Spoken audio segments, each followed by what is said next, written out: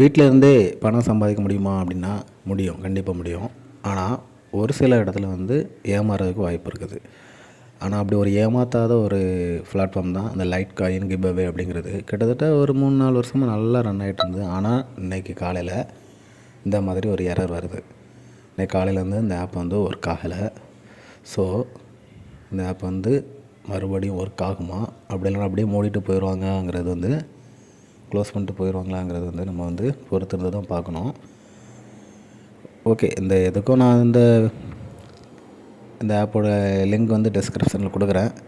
தேவைப்படுறவங்க அதில் ஜாயின் பண்ணிக்கோங்க.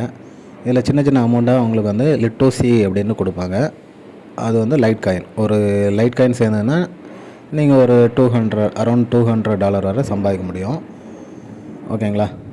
ஸோ இது வந்து இன்னும் ஆனால் வந்து ப்ளே ஸ்டோரில் இருக்குது. பட் ஒர்க் ஆகலை. இன்றைக்கி மார்னிங்லேருந்து ஒர்க் ஆகலை.